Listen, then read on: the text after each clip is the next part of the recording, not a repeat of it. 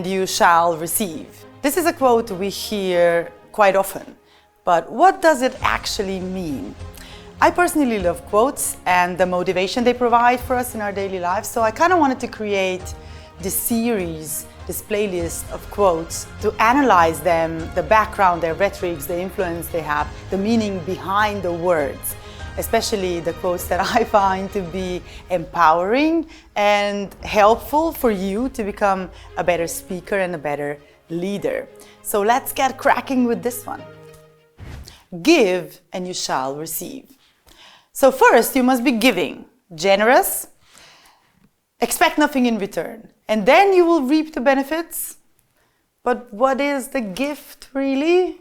I believe that many people make this mistake, and I personally made it, believing that the gift is something you're actually selling and it must be free, or kind of lacking the element of exchange, that it must be sort of like a free gift of some sort.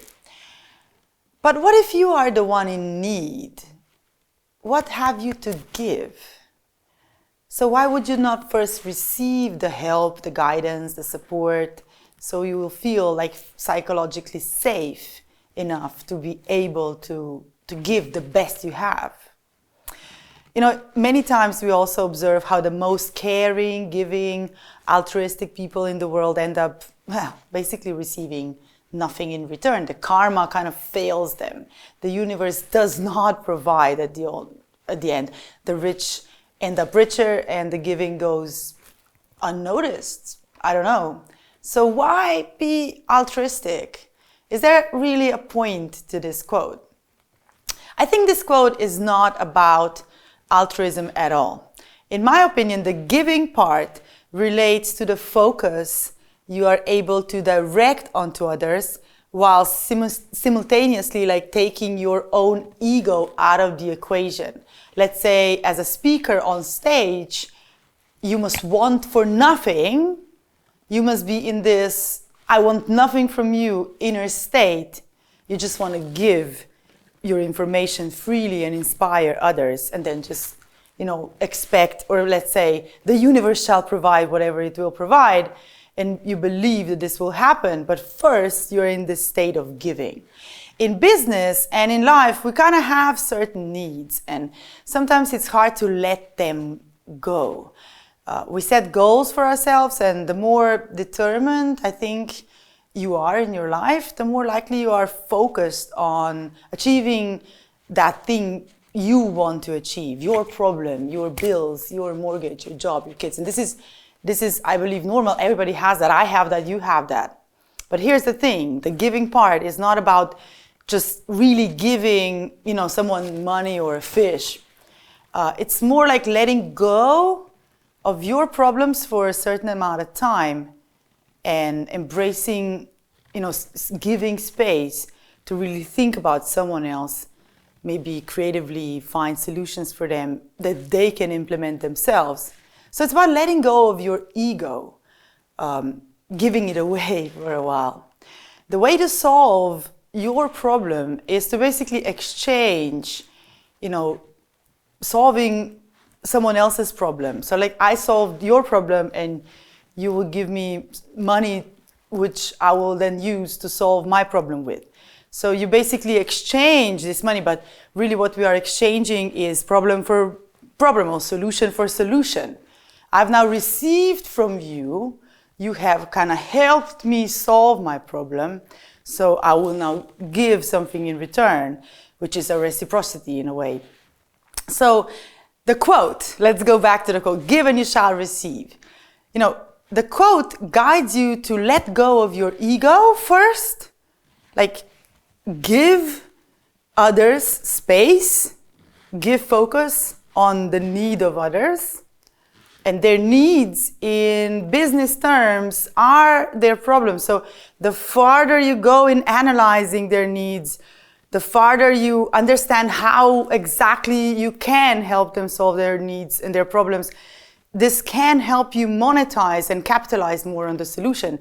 And this, in fact, will be helping you reap the benefits with good marketing in practice, actually, with good sales and stuff. So if you believe that you must give free advice, like give free stuff out, that just karma is going to provide the reciprocity, I believe that potentially we are understanding this quote in a way that might not be serving us the best way that it could be. So it actually, what it represents for me, how I see it now, is the way the exchange occurs, them first, you second.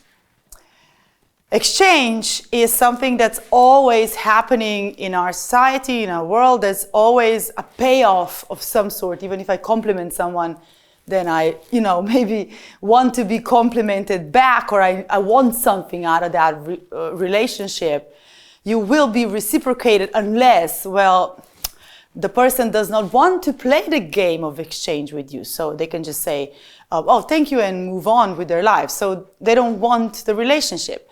So here's how it's important to understand that when your giving is not reciprocated, don't jump in to make certain assumptions about the world.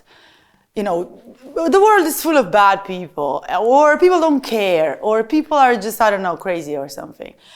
I think that if you give freely and not expect a return, rather more observe where, how, with whom a return, a reciprocity actually does happen, when you notice those verbal, paraverbal, and nonverbal clues that help you indicate that, yes, this is someone who will reciprocate, that's when you kind of start exchanging more with that person. And that's why I also believe that it's important to be a great communicator, to really read into body language, to really read into the tonality of voice, the color of voice, eye contact, to be able to really read the interest of other people in reciprocity when it comes to relationships. Because if you're just giving and then you're really just closing your eyes and you don't know where this reciprocity is going to come back from, then chances are you might not be there when karma does, when the universe does provide it for you, but you haven't seen it and nothing happened. So apart from one-to-one relationships, I believe that on the larger scale of life, the meaning of this quote, give and you shall receive, stands for your ability to focus first on problems this world needs solving. So the deeper you dive into understanding the problem, the more you can actually give in terms of solving the problem, of coming up with a solution, the greater your gift will be. I guess this is very kind of long-term, endless game thinking, where the giving with absolutely no expectation of reciprocation, with no plan of exchange is actually happening, in the way you live your life purposely. I think that's really important. So give all your focus and attention to the problem. Research the problem. Talk to the people about their problems. Make sure you understand the many points of view of the problem. You make sure you understand the many contexts in which the problem occurs. And so, really dive deep into what it is that is about giving. Also, you can understand the consequences of, if this problem goes unsolved, what's the consequences for a longer period of time? So by giving your focus to the problem, you actually start solving the problem already. Because you're determining different points of view where you can actually start applying your knowledge and skills. So when you are speaking, when you are preparing a talk, the giving first in terms of really diving deep into your audience's pains and problems and challenges, also hopes and dreams, the more you suspend your own ego at that very first point, the more you give and then receive, the more you will get out of your presentation and talk. The more you will basically connect with your audiences and the people in the room, because you will get them. You'll be the person who really feels their pain, really wants to remedy that pain, really wants to give them an aspirin of some sort. The more likely you will be reciprocated, sometimes in ways even our day-to-day imagination can't really project in a way. So yeah, as a speaker, it is important you first let go so you can let come.